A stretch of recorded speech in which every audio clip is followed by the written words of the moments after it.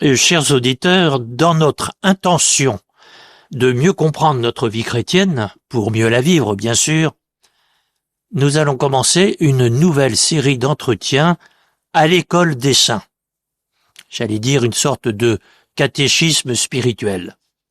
Autrement dit, pas des choses à apprendre, mais des choses à comprendre.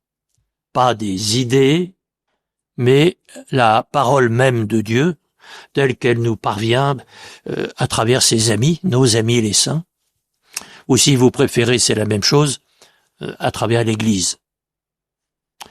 Et pour ce premier entretien, je partirai de la question qui comprend toutes les autres questions. Pourquoi être chrétien, tout simplement?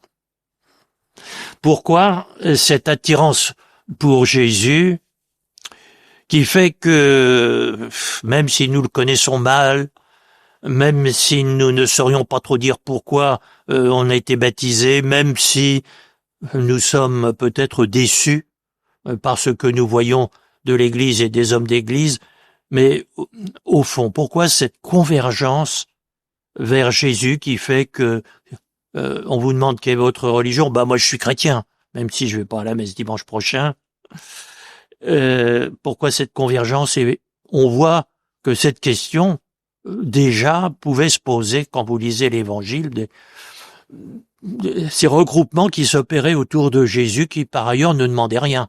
Bon. Donc, première question, pourquoi suivre Jésus? Et pour donner, je dirais, la note fondamentale de tous nos entretiens, je vais citer le pape Benoît XVI. Benoît XVI, dans son encyclique, autrement dit quelque chose qu'il entendait vraiment dire comme la parole même de l'Église, son encyclique sur l'amour de Dieu, Deus Caritas Est, l'amour de Dieu. Alors je le cite. Nous avons cru à l'amour de Dieu. C'est ainsi que le chrétien peut exprimer le choix fondamental de sa vie. À l'origine du fait d'être chrétien, il n'y a pas une décision éthique, morale, ou une grande idée, mais la rencontre avec un événement, avec une personne. Rencontre qui donne à la vie un nouvel horizon et par là son orientation décisive. Eh bien oui, c'est cette séduction exercée par Jésus sur son entourage que nous allons interroger. C'est celle qui sera donc notre point de départ dans l'exploration de la vie chrétienne dans toutes ses dimensions et cela nous promet de nombreux entretiens que j'espère intéressants. Donc pourquoi suivre Jésus? Jésus lui-même nous donne la réponse. Pour être heureux, tout simplement. Il nous donne la réponse dans l'Évangile selon saint Jean lorsqu'il nous dit qu'il est venu, je suis venu pour que mes brebis aient la vie et qu'elles aient la vie en abondance, j'allais dire en surabondance. Une vie sans limite, ni de durée, ni d'intensité. Finalement, c'est sa réponse à ceux qui l'interrogent sur sa mission. Tu es le Fils de Dieu, qu'est-ce que tu fais là? C'est toi le Messie, etc. Je suis venu pour que vous ayez la vie et que vous soyez heureux de vivre. La vie pourquoi? La vie pour la vie. La vie, elle est là, il n'y a pas besoin de la justifier. Non pas une vie pour autre chose, mais la vie parce que c'est beau, la vie. Une vie qui n'a pas besoin de chercher une autre vie pour se justifier parce que elle est en elle-même bonheur et plénitude. Et quand on a trouvé Jésus, on a trouvé la vie. Et il n'y a pas besoin de chercher autre chose. C'est ce que va nous dire un converti du IVe siècle, saint Augustin. Alors, on connaît tous le nom de saint Augustin. Il a cherché pendant des dizaines d'années, il a cherché la vie. Il l'a cherché dans différentes philosophie de son époque païenne, c'est-à-dire ignorante de Jésus, puis dit non, non, tant qu'on n'a pas trouvé Jésus, on tourne en rond. Bon. Et quand on a trouvé Jésus, on a trouvé la vie et ce qui fait vivre, et il n'y a pas besoin de chercher autre chose. Alors je lui donne la parole. Tout être vivant cherche le repos et cherche le bonheur. Personne n'hésitera à répondre que c'est ce qu'il veut, et si on lui demande s'il veut être heureux. Mais comment on parvient au bonheur et où on le trouve, les hommes ne le savent pas. Et c'est pour cela qu'ils tournent en rond. L'homme qui ne croit pas encore au Christ tourne en rond, en effet, cherchant sa patrie, mais sans savoir ni le chemin, ni le point d'arrivée. Et saint Augustin a vécu cela, oui, jusqu'à un âge déjà où on était complètement, il était plus qu'un adulte, hein. Au moment de sa conversion, il y a une trentaine d'années, et à ce moment-là, il faut choisir, surtout à l'époque où on vivait moins longtemps que nous aujourd'hui. Et nous dit-il, en revanche, celui qui a rencontré Jésus, le Seigneur le ramène sur le chemin. Devenus ses fidèles, croyant au Christ, on n'est pas encore dans la patrie, mais on commence à marcher sur le chemin. Et puis sur ce chemin, nous avançons par l'amour de Dieu et du prochain. Et là, celui qui aime court, s'il aime beaucoup, il court vite. S'il aime moins, il avance lentement. S'il n'aime pas du tout, il reste sur place. Mais saint Augustin, comme tous les convertis, fait cette expérience que nous faisons tous, par exemple. Vous savez, on se promène en forêt, et puis, à force de marcher, il fait beau, le crépuscule arrive, il faudrait peut-être retrouver la voiture, mais on sait plus très bien. Oh là là, et là on commence à avoir un peu d'angoisse. Le faire nuit, est-ce qu'il faut que je prenne à droite, à gauche, je prends à droite, mais non, c'est pas là, bon. Et tout d'un coup, la voiture est là, j'étais tout près, je me rendais pas compte, quel soulagement.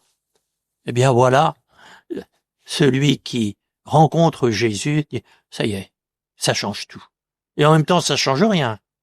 Mais il y a plus cette chose qui nous, finalement la seule chose qui nous, on va dire, nous pourrit l'existence, l'angoisse, la peur. Qu'est-ce qui va m'arriver? Tout d'un coup, tout retrouve sa place. Voilà. Sur ce chemin, nous dit saint Augustin, nous avançons par l'amour de Dieu et du prochain. Le mot amour. Cette fois-ci, nous avons lâché le mot le plus fondamental de la révélation que Dieu nous fait de lui-même. Hein. Dieu est amour, résume saint Jean dans son évangile quand il s'agit de répondre à la question Dieu c'est quoi, c'est qui, c'est quoi? Dieu est amour. Bon, voilà. Et bien sur ce chemin, nous avançons par l'amour de Dieu et du prochain. Et cette vie dont le Christ est porteur, hein, je suis venu pour que vous ayez la vie, nous a-t-il dit, eh bien, son autre nom de la vie, c'est amour. Dieu est amour, nous dit saint Jean, celui qui demeure dans l'amour demeure en Dieu et Dieu demeure en lui. Donc voilà, être chrétien, aimer, c'est pareil. Et déjà, vous voyez, vie, amour, Dieu, ces mots sont synonymes pour désigner, je dirais, l'absolu par rapport auquel tout le reste est relatif. Et c'est le refrain qui va parcourir maintenant 20 siècles de vie chrétienne, et quelqu'un qui a beaucoup contribué à la transmission de la foi chrétienne, c'est saint Bernard, hein, qui est à la charnière entre l'Antiquité et puis le Moyen-Âge. Eh bien voilà ce qu'il nous dit justement dans ses célèbres méditations sur le Cantique des Cantiques, nous sommes vers 1150. L'amour se suffit à lui-même. Il plaît par lui-même et pour lui-même. L'amour est à lui-même son propre mérite. sa propre récompense. L'amour ne cherche hors de lui-même ni sa cause, ni son fruit. En jouir, ben voilà, son fruit. J'aime parce que j'aime. J'aime pour aimer. Bon. Avant d'aller plus loin, vous voyez, si nous prenons cela au sérieux, ça vous pose la question, on vit pour quoi? Pour gagner sa vie? Pour gagner la considération des autres? Pour avoir une belle voiture, une belle maison, etc. Mais on devine déjà, ben non, il n'y a qu'une seule chose qui suffit. Aimer. Bon, dans tous nos entretiens, il faudra bien avoir ça présent à l'esprit. Vous savez bien que le jour de Noël, un petit enfant peut avoir peut-être des cadeaux magnifiques, un jouet qui coûte une fortune, etc. Mais si la famille, on s'entend pas, au fond, on lui a donné le jouet pour qu'il laisse tranquille ses parents, etc. Bon, si on lui dit, alors mon petit, qu'est-ce que... un beau Noël, c'est quoi? C'est avoir la plus merveilleuse bicyclette, ou c'est quand papa et maman, mais bon, il n'y a pas beaucoup de travail, tu sais, alors, pas beaucoup, on n'a pas pu te faire un beau cadeau, hein. On a trouvé sur le bon coin une bicyclette d'occasion, on n'a pas pu faire mieux. Bon, mais quel Noël tu préfères? Ah ben celui où avec papa et maman, hein, on s'entend bien. Hein. Voilà, l'amour se suffit à lui-même. Bon. Et il n'est personne qui ne porte ça dans son cœur. Saint Augustin vient de nous dire, il n'est personne qui n'aime. La seule question, nous dira-t-il ailleurs, c'est de savoir ce que l'on aime. Comment s'y prendre. Être sur le chemin. Et c'est là, sans la rencontre de Jésus, ça marchera pas. Et Saint Bernard nous dit, ben, l'amour se suffit à lui-même, comme Saint Augustin nous dit, il n'est personne qui n'aime. Et qui ne dise, c'est ça le bonheur. Et ça, vous pouvez le constater, je viens de le dire, le petit enfant au jour de Noël, mais déjà le petit enfant qui s'éveille à la vie, dans son berceau, maman arrive, il n'y a pas besoin qu'il réfléchisse, il s'élance dans les bras de sa maman, s'élance vers quelqu'un, vers elle, parce que c'est maman. Si c'est quelqu'un d'autre, ça marchera pas. Et le même élan, vous le retrouvez lorsque, 20 ans plus tard, le ou la fiancée s'élance dans les bras de son fiancé ou de sa fiancée, ou l'ami dans les bras de son ami, etc. Et cet élan révèle l'essence même de l'amour. Ne faire qu'un avec celui ou avec celle qu'on aime. Cet élan du petit, et maman dit, je te mangerai. Ben, je vous signale que Jésus ne dit pas autre chose lorsqu'il institue l'Eucharistie. Prenez, mangez, c'est moi. Donc tout ce que nous aurons à dire de la vie chrétienne, je dirais, s'épuise dans cet élan plus fort que nous, ce qui veut dire que c'est surnaturel. Ah bah oui, nous sommes déjà dans le vocabulaire de la grâce, de quelque chose qui est donné, quelque chose qu'on peut pas acheter, qu'on peut pas vendre. On l'a pas, mais nous l'avons. Je vous dis cet élan, hein, et qui s'épuise sur la croix quand Jésus, hein, consumma tout est consommé, tout est donné. Hein. Et c'est comme ça que, au début de son chemin de croix, la veille à l'Eucharistie, hein, manger. Voilà.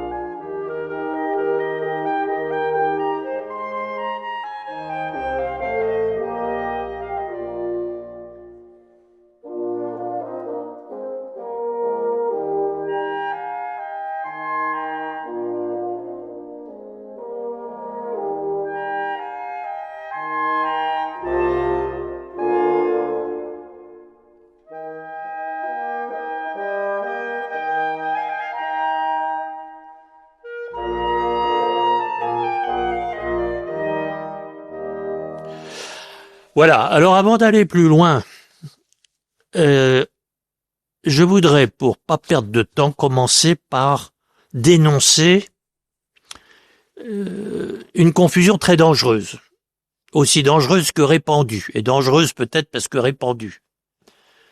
C'est celle d'une compréhension, on va dire, horizontale de l'amour.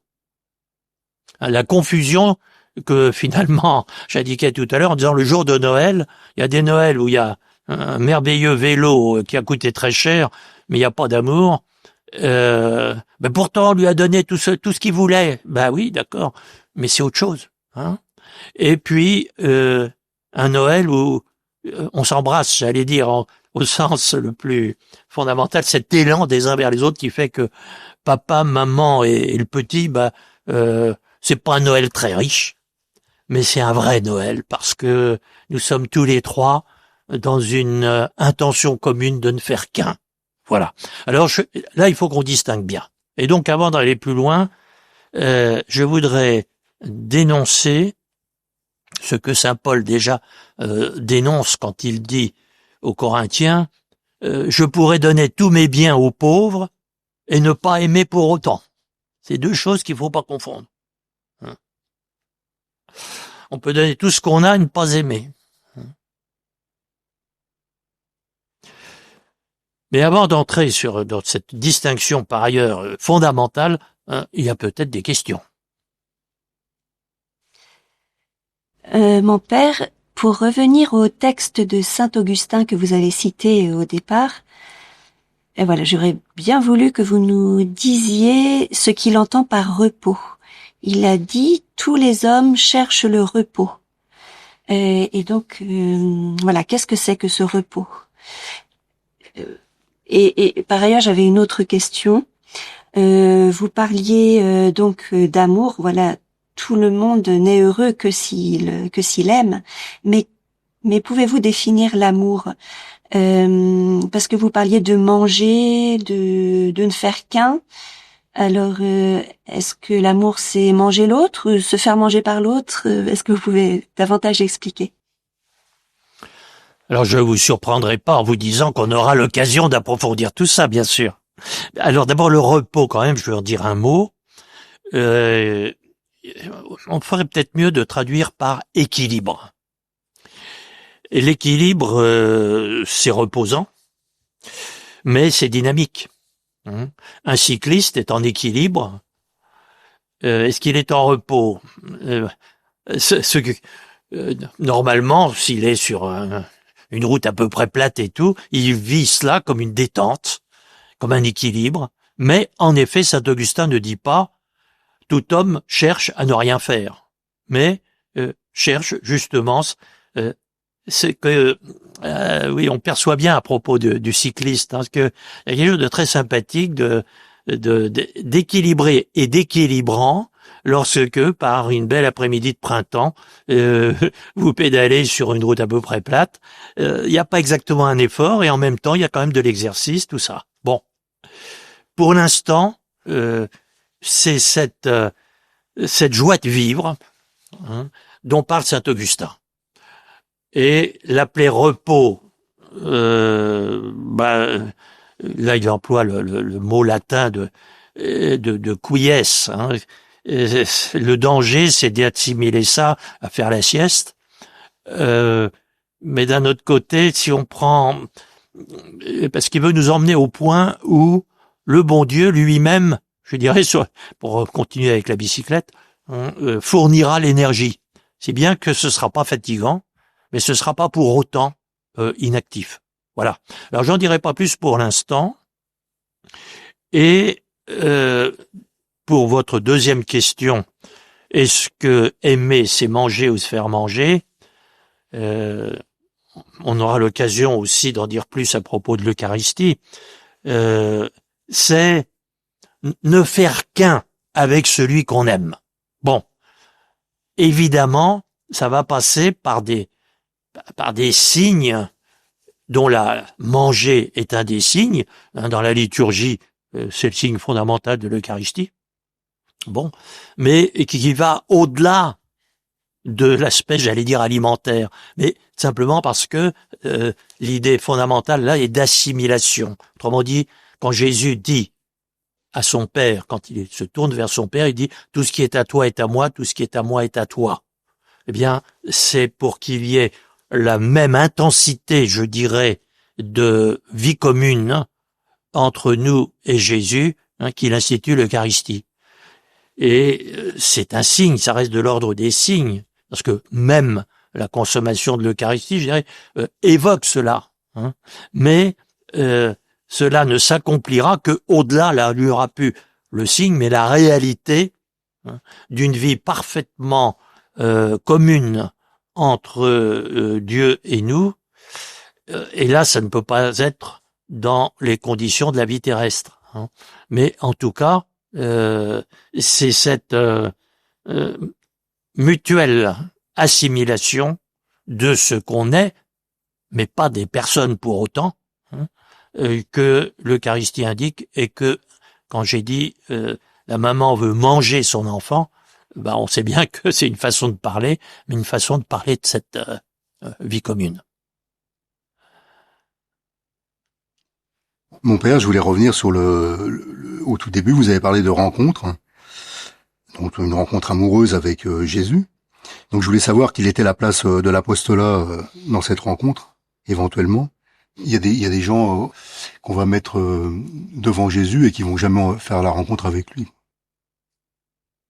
Donc je voulais savoir si on mettait des personnes en présence de Jésus par notre apostolat, est-ce que ça va leur servir éventuellement à vraiment faire la rencontre avec Jésus? Nous avons tous l'expérience, en effet, de dire, un tel et une telle, ça ferait un ménage merveilleux, vous les invitez, etc., puis il se passe rien. Et puis d'autres, ils se sont rencontrés par hasard, et ça a été le coup de foudre. Bon, il faut, en effet, deux choses pour que le coup de foudre se produise avec Jésus, comme avec toute rencontre, ce qui indique déjà que c'est pas très différent. Rencontrer celui ou celle qui sera votre époux, votre épouse, et rencontrer Jésus, c'est du même ordre. Il faut que, en effet, il y ait quelque chose qui en nous y dispose. Les théologiens parleront de grâce prévenante. Et s'il n'y a pas ça, vous voyez déjà dans l'Évangile, la majorité des gens qui ont approché Jésus n'ont pas changé de vie pour autant. Bon. Mais il faut, malgré tout, que, à un certain moment, pour que le déclic se produise, qu'ils le voient ou qu'ils l'entendent. Et là, tout d'un coup, leur vie, je pense ici à ce que Benoît XVI vous a dit tout à fait au début, trouve sa cohérence. Et tout se recompose. Exactement comme, vous savez, certains tableaux, on ne sait pas ce que ça représente, et puis tout d'un coup, je vois, puis à ce moment-là, toutes les pièces du tableau s'harmonisent. Bon. Donc il faut, en effet, quelque chose qui vient de l'intérieur,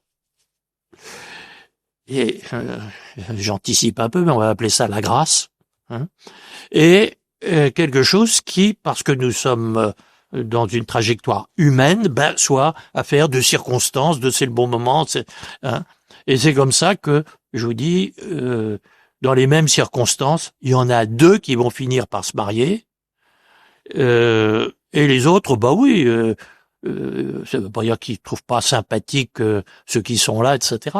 Mais ils restent sur un plan qui est pas celui de la vie commune, qui est celui où on reste extérieur l'un à l'autre, ce qui est pas mal.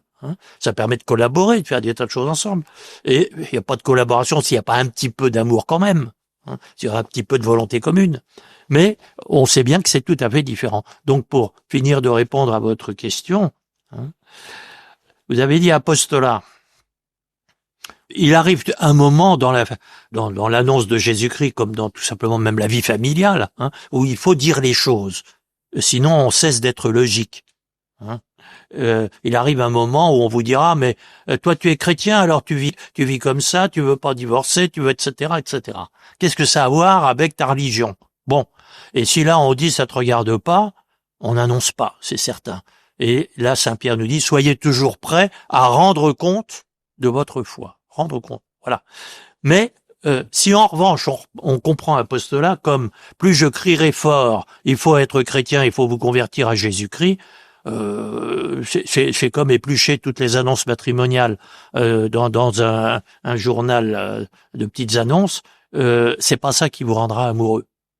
Parce qu'il faut, en effet, qu'il y ait d'abord et plus profondément cette disponibilité intérieure dont on va prendre conscience le jour où extérieurement, tac, l'annonce va venir jusqu'à nous et elle nous parlera à nous parce que on était, sans même le savoir, destiné à cela.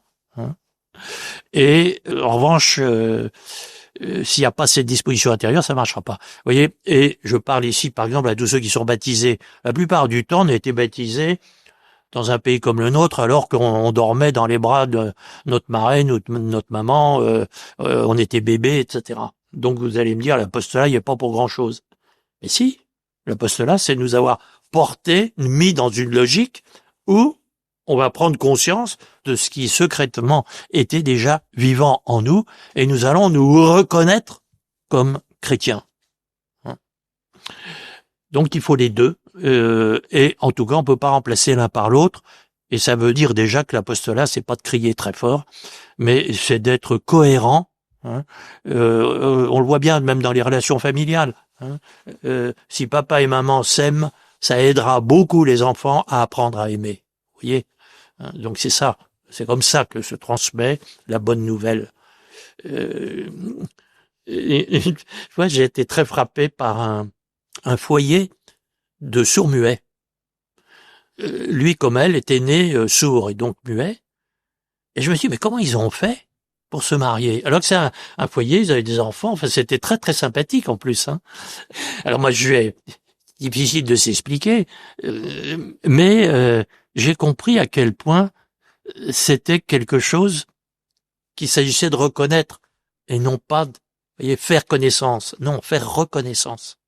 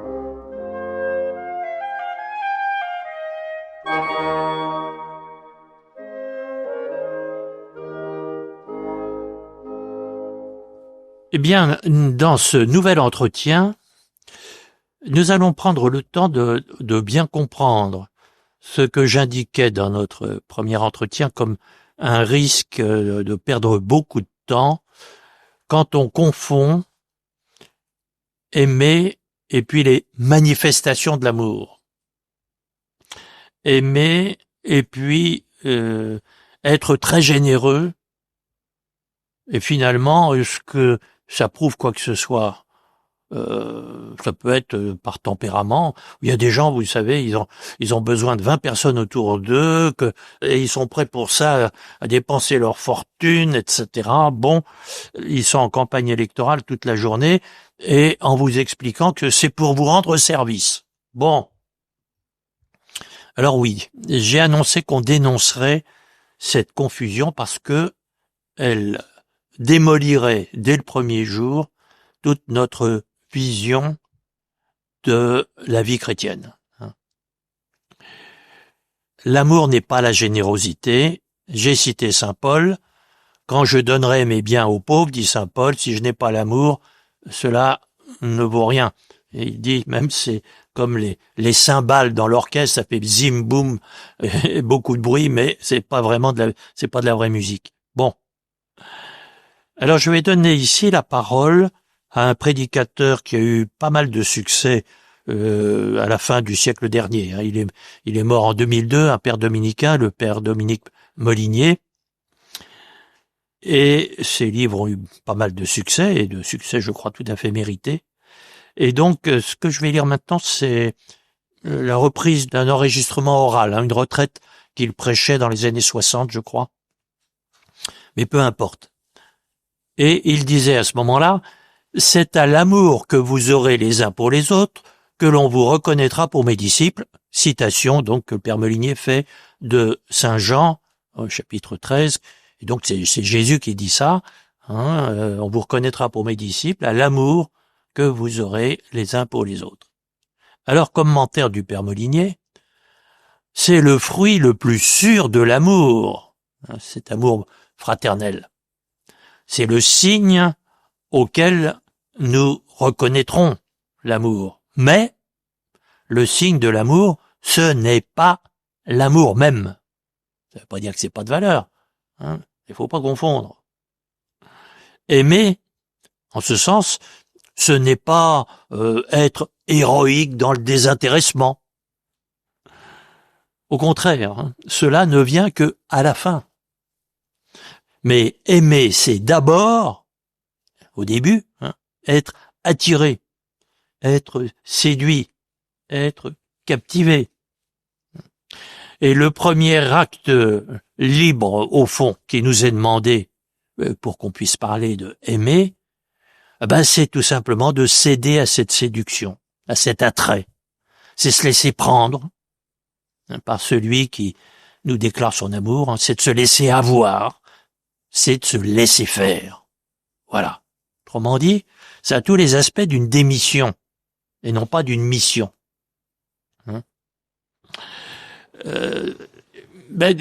On a tous l'expérience de cette différence entre, je dirais, l'amour égoïste, on dirait amour propre, l'amour qui revient sur lui-même, et puis l'amour vrai, et souvent, sous prétexte d'amour vrai, ce n'est que de l'amour propre. Je disais, la campagne électorale bien conduite, on vous expliquera toujours que c'est parce qu'on vous aime bien et que on veut vous rendre service. Mais en réalité, on a quelques raisons de penser que c'est plutôt parce que le candidat a beaucoup de choses à gagner si vous voulez bien lui donner votre voix. Autrement dit, c'est pas de l'amour, ça. C'est de la mauvaise séduction, c'est du commerce. Bon. Alors, je pense que jusqu'ici, on voit bien la différence. Mais ce qui est important de voir, et ce qui n'est pas toujours vu, c'est que quand on demande à Jésus quelle est la logique de ce qu'il vit, ce sera l'amour, séduction et rien d'autre. Autrement dit, non pas l'amour, Jésus cherche à vous séduire, mais lui-même cède à la séduction que son Père exerce sur lui. Vous trouverez 10 fois, 20 fois, 100 fois dans le Nouveau Testament, quand on demande à Jésus ce qu'il fait là, il vous répond « La volonté de mon Père, c'est tout ». Bon. Et c'est comme ça que le père Molinier continue. Le Christ était consumé, dévoré, complètement pris par le besoin de s'offrir à Dieu son Père en proclamant sa dépendance et son inutilité. Alors au ciel, maintenant, dans les conditions glorieuses de sa résurrection, il le proclame dans la gloire, mais sur terre, quand on voit les 33 ans de Jésus sur terre, cette vie d'effacement était un chant d'amour et de louange à son Père. cette vie manifestait qu'il était nourri d'une nourriture invisible et brûlé par la gloire de son Père. Oui. Jésus a renoncé à tous les moyens de gagner quoi que ce soit. Alors vous voyez tout de suite le défi que ça nous lance à nous quand on pense, ah bah quand même, hein, les chrétiens ils ont raison, faudrait peut-être quand même qu'on le sache, alors faut qu'on en prenne les moyens. On va prendre un micro et puis que ça crie très fort, hein, et puis donnez-nous les moyens d'annoncer l'évangile pour que tout le monde puisse se convertir. Hein, c'est pour ça, dans notre entretien précédent, dans les questions posées à notre entretien précédent, j'ai dit attention, hein, s'il n'y a pas la grâce prévenante, s'il n'y a pas, je dirais, un appel intérieur qui fait que vous allez reconnaître dans l'évangile une déclaration d'amour, ça servira à rien. Dire je t'aime, même très fort, si c'est quelqu'un que vous aimez qui vous aime, et c'est comme ça que deux fiancés, quand ils se disent l'un à l'autre je t'aime, il n'y a rien d'aussi banal. Hein. Toutes les campagnes électorales, tous les candidats disent je vous aime beaucoup. Bon, quand c'est mon fiancé ou ma fiancée qui me le dit, ça change tout, alors que c'est le même mot. Donc, vous voyez, hein, que s'il n'y a pas cette, je dirais, ce qui va me propulser dans les bras de celui que j'aime, on parle d'autre chose. Hein. Donc, voyons dans l'Évangile, Jésus ne s'explique que par la volonté de son Père. Non seulement il le dit quand on le lui demande, mais regardez comme il y avait des médias à son époque. Bon, pas beaucoup, il y avait ni la radio, ni la télévision, ni Internet, bien sûr. Mais Jésus savait écrire, hein, on voit bien dans l'épisode de la femme adultère, Jésus écrit sur le sol, etc. Mais non, les évangélistes ensuite parleront de Jésus et écriront sur Jésus. Mais lui, bon, il lui suffit d'être Jésus, il n'est pas là pour que tout le monde croie en Jésus. Ah, vous dites une chose énorme là. Hein? Oui, je dis une chose énorme, mais attention. Ça veut dire que où sera la foi? Dans ce que nous a dit le pape Benoît XVI, hein, dans le précédent entretien, c'est le fait qu'une déclaration d'amour qui s'appelle l'évangile, tac, avec moi, tout d'un coup, ça va parler. Et ça va venir au-devant de quelque chose dont je prends à ce moment la conscience et qui va changer ma vie. D'accord, hein? Mais Jésus lui-même ne s'explique que par cette séduction qui fait que son Père, c'est tout pour lui. Hein? Nul ne connaît le Père sinon le Fils et celui à qui le Fils donnera de le connaître. Hein? Et c'est comme ça qu'on voit Jésus, le Père Molivier vient de nous dire, proclamant sa dépendance, son inutilité. Si Jésus avait voulu que le parti catholique gagne aux élections, il savait faire. Il a fait des miracles, on n'est pas un miracle près, c'est pas qu'il pouvait pas. Hein. De même quand, au moment de sa passion, lui a dit, donc si le problème était d'avoir une garde rapprochée, le Père aurait pu m'envoyer 12 légions d'anges pour me défendre et que je ne sois pas mis sur la croix. Mais il dit, et je ne ferai pas ce que le Père a prévu. Ah non, ça c'est pas supportable. Donc vous voyez, la logique de Jésus, c'est cette dépendance de son Père, et puis voilà tout. Un chant d'amour et de louange. Et pourquoi dépendait-il de son Père? Parce que c'est formidable, parce que c'est le bonheur. Et j'annonce tout de suite une chose qu'on retrouvera dans de nombreux entretiens. On n'a rien compris si on croit que Jésus était malheureux sur la croix. Mais rien compris du tout. C'est le moment du bonheur le plus total, le plus absolu. Vous dites, ah oui, mais moi j'en ai pas envie de ce bonheur-là. C'est un autre problème. C'est un autre problème lié au fait que Jésus vient nous chercher dans une situation où nous ne savons plus aimer, où notre amour est blessé. Oui, bon, d'accord, mais ça c'est une autre question qu'on aura à aborder. Mais Jésus ne s'explique que par cette dépendance amoureuse de son Père, et je dis tout de suite, notre vie chrétienne doit savoir dès le départ, pour pas perdre trop de temps, que c'est une séduction du même ordre qui nous fait chrétiens, séduction que Jésus et son Père exercent sur nous. Voilà. Et il y a un mot aussi important dans ce qu'a de nous dire Père Molinier, c'est brûlé par la gloire de son Père. C'est quelque chose qui laisse pas de traces.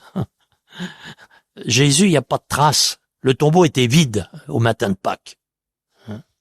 C'est pas l'archéologie qui va nous prouver quoi que ce soit. Bon. Céder à une séduction, c'est ça qui nous porte à Jésus. Et c'est ça qui nous fait chrétiens.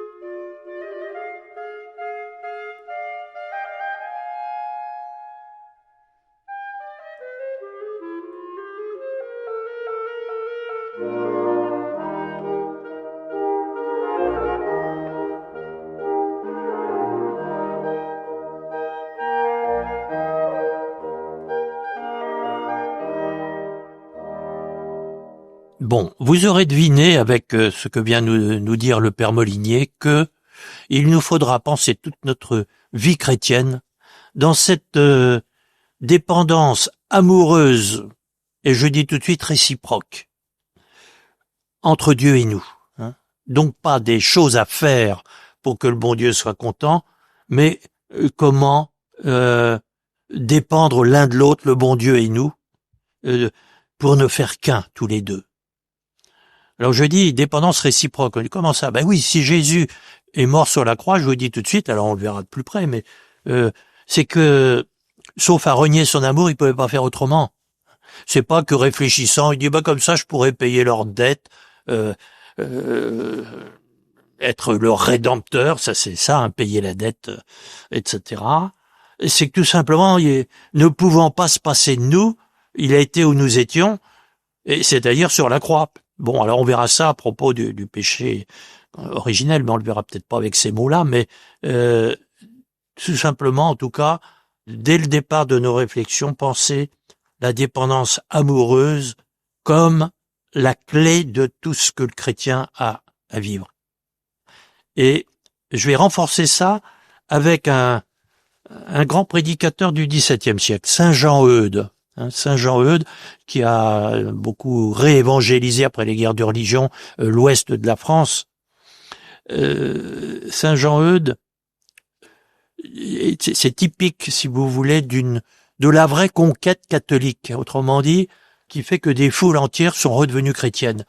À une époque où il y avait pas les médias qu'il y a aujourd'hui et tout, donc il s'agit pas de dire que c'est en criant très fort que les gens de Bretagne et de Normandie sont redevenus chrétiens dans les années 1650. Il s'agit de dire que là, il y a quelqu'un qui, comme Jésus, transpirait l'amour de Dieu, pas en brandissant des pancartes avec il faut faire ci, mais tout simplement, il n'y a pas d'autre façon d'apprendre à aimer que d'être aimé. C'est comme ça, je disais tout à l'heure, que dans une famille, si les parents aiment bien, les enfants aimeront bien. Bon, c'est dit un peu trop brutalement, mais il y a quelque chose de très vrai là-dedans. Alors, Saint Jean Eudes, qui a parlé donc à des foules, il n'y avait pas de micro à l'époque, mais en tout cas, il a passé beaucoup de temps et à prêcher dans des milieux très très peu préparés catéchétiquement, des gens qui savaient pas grand-chose de leur baptême. Bon. Ben voilà ce qu'il leur disait et ce qu'il nous dit aujourd'hui. Non seulement Jésus-Christ, notre Seigneur, a fait toutes les volontés de son Père et s'est soumis à lui et à toutes choses pour l'amour de lui, mais encore, Jésus a mis tout son contentement, toute sa félicité, tout son paradis en cela. Ma nourriture, dit-il, c'est que je fasse la volonté de celui qui m'a envoyé. C'est-à-dire, je n'ai rien de plus désirable, rien de plus délicieux que de faire la volonté de mon Père. Voilà. Jésus s'explique par ce bonheur. Saint Augustin nous disait dans notre précédent entretien, tout le monde est d'accord sur le fait que ce qu'on voudrait, c'est être heureux. Eh bien, le bonheur, il n'y a rien de plus délicieux que de faire la volonté de Dieu, notre Père. Car, en effet, dans toutes les choses que Jésus faisait, continue le Saint Jean-Eudes, il prenait un contentement infini à les faire parce que c'était la volonté de son Père. Il suffit que ça soit la volonté de son Père. Non pas parce que la volonté de son Père lui plaisait ou je sais pas quoi, mais parce que c'était la volonté du Père. Être chrétien, ce sera ça. Et au jour du baptême, allez voir les promesses que vous avez faites au jour de votre baptême, vous avez dit « je ferai ce que Jésus voudra ». Vous n'avez pas dit « je vais faire des choses extraordinaires, je vais convertir la planète, je vais être d'une générosité phénoménale ». Vous avez dit « je vais suivre Jésus », c'est tout. Bon. Aussi, conclut saint Jean-Eudes, en qualité de chrétiens qui doivent être revêtus des sentiments et des dispositions de leur chef, de Jésus, nous devons non seulement nous soumettre à Dieu et à toutes choses pour l'amour de Dieu, mais aussi nous devons mettre tout notre contentement, notre béatitude et notre paradis en cela. Voilà. Jésus et donc le chrétien se définit par cette dépendance radicale de Dieu notre Père. Et ça ira jusqu'à ce que nous dit saint Paul dans l'épître aux Philippiens. Lui qui était de condition divine s'est anéanti jusqu'à la mort. Attention, il s'est pas suicidé, mais il s'est oublié complètement, jusqu'à la mort et la mort sur la croix. Eh bien, cet anéantissement béatifiant, on va dire comme ça, qui rend heureux, ce bonheur dont saint Augustin nous a dit que c'était la recherche du bonheur, c'est le dénominateur commun de toute l'humanité. Bon, eh bien, cet anéantissement bienheureux, voilà le tout de la vie chrétienne. Donc, il ne s'agit pas de se détruire pour que le bon Dieu dise « Ah ben oui, je les possède et tout ».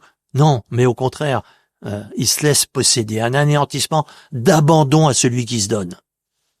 Seul et définitif nom de l'amour. Voilà.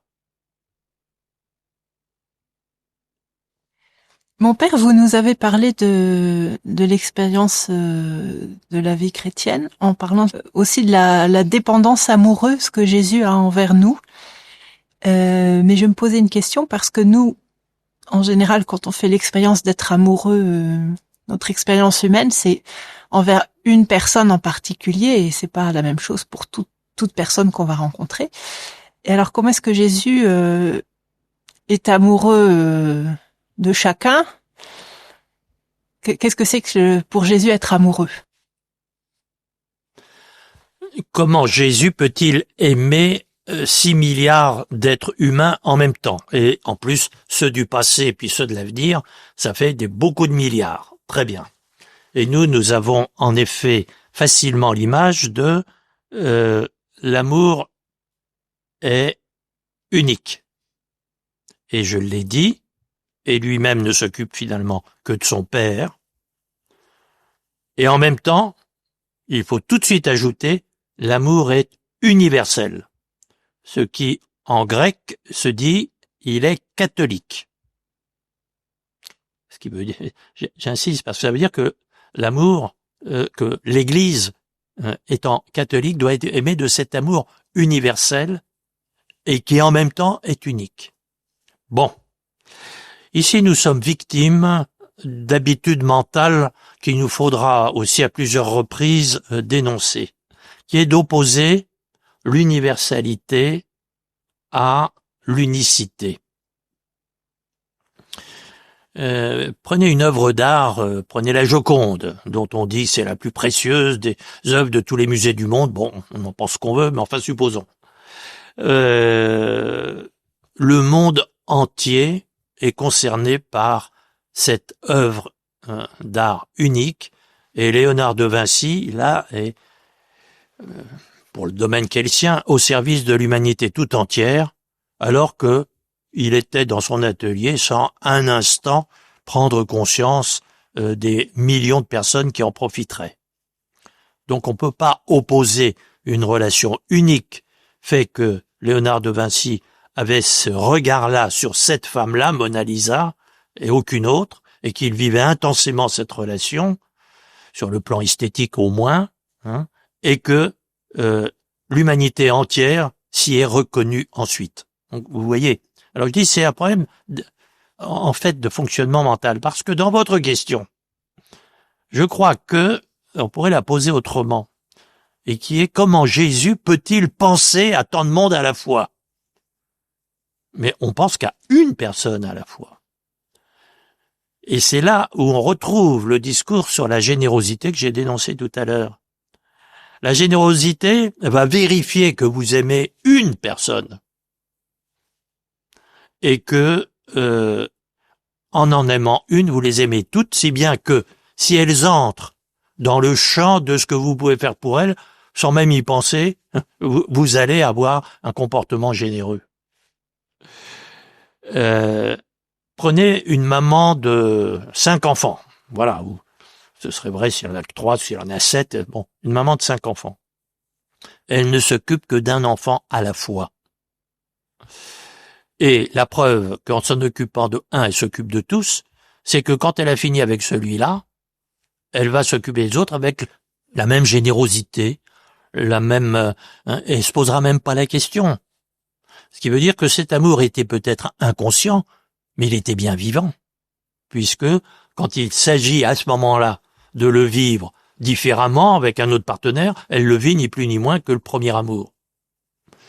L'universalité de l'amour est une affaire, je dirais, justement de la radicalité de la dépendance amoureuse, mais non pas c'est pas quantifiable. C'est pas quantifiable. Sinon, je vous dis tout de suite, vous serez obligé de dire la carmélite dans son Carmel qui s'occupe de Jésus et de personne d'autre, elle aime pas le reste de l'humanité, alors que l'Église dit elle est au cœur de l'humanité, précisément parce que c'est dans la verticalité de l'amour que l'amour s'universalise et s'ouvre à toutes les autres personnes. Mais notre cervelle, elle est faite comme ça. Si notre cœur peut aimer tout le monde, notre cervelle ne peut aimer que un à la fois. C'est comme ça. Et vous voyez que il faut donc pas penser.